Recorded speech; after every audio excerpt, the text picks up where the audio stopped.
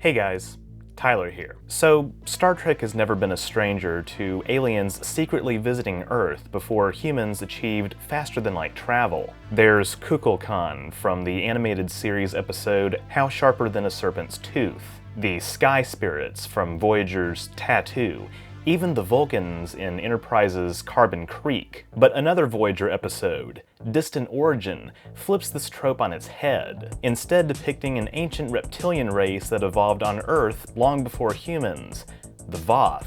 Descended from members of the Hadrosaur family, these dinosaur people survived the Cretaceous-Paleogene extinction event 66 million years ago, and went on to develop advanced technologies, including spaceflight. They eventually ended up in the Delta Quadrant and forgot about their true origins as the eons went by and they continued to evolve. But by the 24th century, the idea that the Voth originated on Earth re-emerged in their society. It seems ridiculous that another intelligent civilization could have predated us on our own planet, but could such a hypothesis be backed up with paleontological and geological evidence? Let's find out. First things first, let's establish some basic facts about Voth biology, history, and culture. Regarding their outward appearance, Voth are slightly taller than humans and have 3 clawed digits on each hand. Their eyes are protected by bony brow ridges, which have a crest that rises to a conical protrusion at the back of their heads. Their pigmentation varies from green to brownish orange, and these pigments can change with mood. Internally, cranial capacity of a Voth is 22% larger than humans on average, and a long tongue allows them to feed on airborne insects. Voth are cold-blooded, and they can enter hibernation to protect themselves from harm. They even have a superior sense of smell and can fire spikes from their lower arm that have a paralytic effect. Their language is also rather click-like.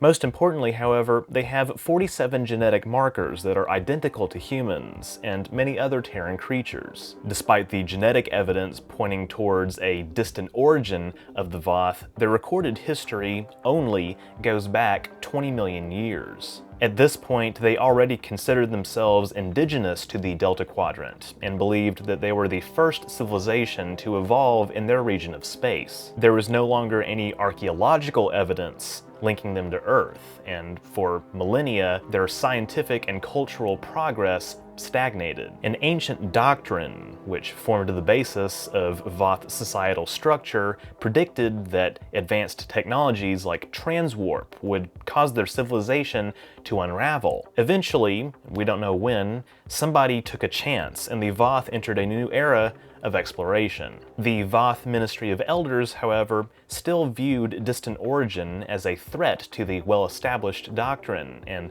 fought acceptance of the new theory. They even charged scientist Fora Gagin with heresy in a clear parallel to the Catholic Church's treatment of Galileo Galilei when he said that the Earth orbits the sun and not the other way around. While the crew of the USS Voyager would serve as the most compelling evidence in favor of Gagin's theory, Gagin was ultimately forced to reluctantly retract his claims to avoid imprisonment of both him and the Voyager crew. The prospect that the Voth were descended from refugees who escaped Earth's Cretaceous extinction absolutely horrified some of the elders. But the question for us remains, does distant origin jive with some of our best scientific findings? In other words, could an intelligent civilization descended from the non-avian dinosaurs have evolved on Earth before humans and survived the Cretaceous extinction? Okay. Let's take a breather for a minute. This entire line of questioning is entirely speculative. To our best knowledge, there is absolutely no evidence, geological or archaeological or otherwise, to suggest that we aren't the first intelligent species, or industrial civilization at least, to arise on this planet. But what if I told you that some very serious scientists have put forward a hypothesis, actually really more of a thought experiment, about how we could uncover evidence of people who lived before humans? He's right, you know.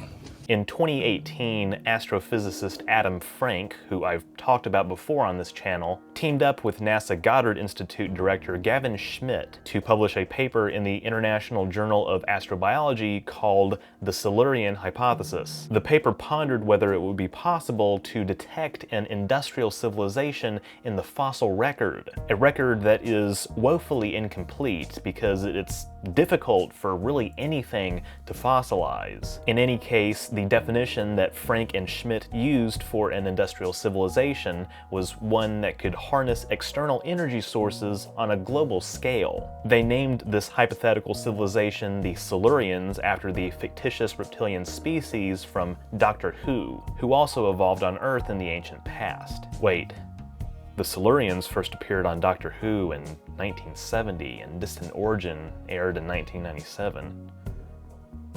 Huh. Anyway, Frank and Schmidt speculated that the best way to find evidence of such a civilization was to imagine how we might be found by far future archaeologists. What they would spot, it's believed, are aberrations in the geologic record. Aberrations like plastic polymers, rare earth metals, fertilizers, and radioactive elements that don't exist outside laboratories. But that's not the whole picture. What they'd also find is fossil fuel residue, in other words, carbon. By looking at carbon levels in specific rock layers all around the Earth, that could signal widespread use of fossil fuels. And a hypothetical far future archaeologist would be able to tell that this fossil fuel residue was not in fact from, say, volcanic eruptions. This is because the stable carbon isotope C13 and the radioactive isotope C14 are depleted in plants that absorb them compared to atmospheric CO2. And fossil fuels that return carbon to the atmosphere are primarily made up of such plant material deposited millions of years ago. This change in the ratio of atmospheric carbon isotopes as a result of burning fossil fuels is known as the Seuss effect, not Dr. Seuss. Now, this is all well and good, but is there anything in our current geological record to suggest that this has happened before? Well, perhaps. You see, about 56 million years ago, there was a period called the Paleocene-Eocene thermal maximum, or PETM, during which Earth's average temperature rose by about 5 to 8 degrees Celsius. There was hardly any ice on Earth's surface, which has kicked off speculation that an industrial civilization might have arisen during this period. One of the only problems with this, however, is that this CO2-driven temperature rise occurred gradually over hundreds of thousands of years, whereas we have raised Earth's temperature by 1 degree Celsius in the past 250 years. Not that this has stopped some people from wrongly asserting that humans don't impact the climate. Now, to be clear, Frank and Schmidt do not actually believe that an industrial civilization existed on Earth 56 million years ago, or really any other time before humans. Again, it's a thought experiment. But the purpose of their thought experiment is to provide insight on what we could look for on other planets, as well as, to paraphrase another Star Trek episode, what we will leave behind. Regarding Voth evolution, it's also prudent to point out that there's absolutely no guarantee that an intelligent creature descended from a hadrosaur would assume a familiar humanoid posture. It's believed that any large-brained intelligent dinosaur would likely retain a standard ornithoid body plan, including a horizontal posture and a tail serving as a counterweight, and manipulate objects with its snout and forelimbs as opposed to human-like hands. Of course, that's by real-life standards. We know in Star Trek that 4.5 billion years ago, an ancient civilization called the Progenitors seeded their genetic code on several M-class planets throughout the galaxy, possibly the universe at large. So the Voth would have been presumably subject to the same guided evolutionary pressures, even though that's not how natural selection works. If the hadrosaur had continued to evolve over the last 65 million years, extrapolate the most probable appearance. Extrapolation complete. Wrong. No way. We got you. Not a chance. We made this one up. It's fiction. Their cold-blooded nature is also probably an error in scripting research, since it's been widely known since the 1970s that most non-avian dinosaurs were, in fact, warm-blooded. As for whether I think they could fit into Earth's geological record, well, it's kind of hard to say. In the very long, convoluted history of complex life on our planet over 600 million years, it's at least theoretically possible that an ancient civilization could have reached the hunter-gatherer stage, or even the early agricultural stage. Regardless, any structures that they created, even with advanced metals, would have completely disintegrated by now. It's unclear whether the Voth industrialized in the way that we understand it, or how far their civilization really advanced, especially if they were threatened with extinction. Perhaps their civilization became ecologically sustainable before they could leave lots of fossil fuel residue in the geologic record. Alternatively, as I've suggested before, the Preservers, another ancient spacefaring race that transported members of various Native American tribes to the planet Amerind, as seen in the original series episode, The Paradise Syndrome, could have transplanted primitive Voth, still in hadrosaurid form, to the Delta Quadrant. After all, only 46 million years or so after the Cretaceous extinction would their recorded history have even begun.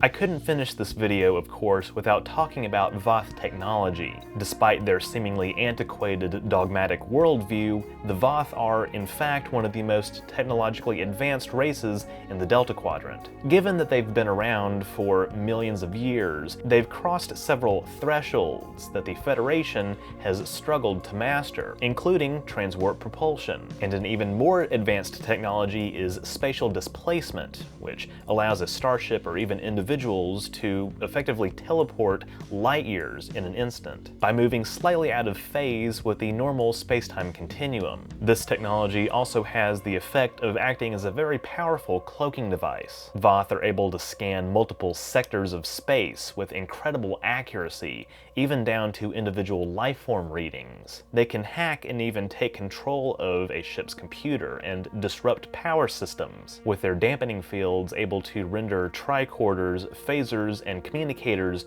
useless. All of these technologies are showcased in the form of the Voth City ship, a vessel of colossal proportions that can beam as much as 700,000 metric tons into a vast internal chamber, big enough to house multiple starships.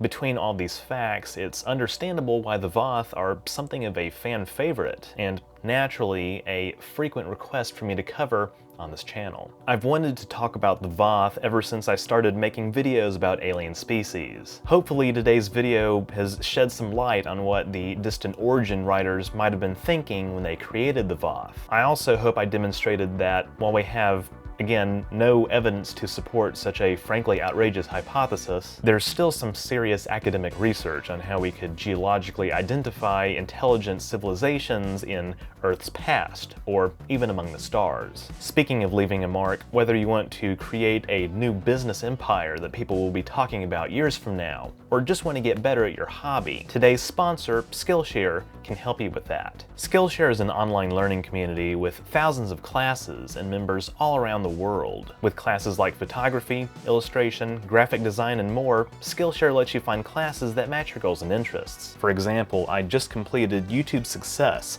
Build an Authentic Channel That's Worth the Follow, with Sorella Moore, and I found it rather insightful. Even as my channel grows, I feel there are always new opportunities to learn.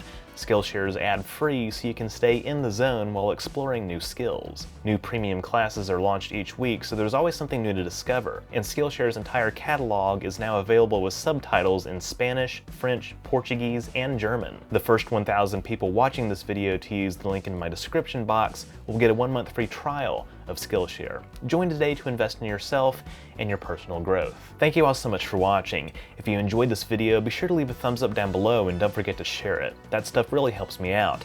If you haven't subscribed yet, what are you doing? Seriously, click the subscribe button, you won't miss future uploads, and click the bell icon to receive all notifications. If you want to support my work even further, becoming a patron or a member is a great way to do so. Links to those, as well as my social media and merch store, are in the description. I've got a new line of t-shirts and other apparel and accessories in my merch store. You can get a shirt like the one I'm wearing now for a very reasonable price. It helps the channel out a lot. That's all I have for this week. Live long and prosper.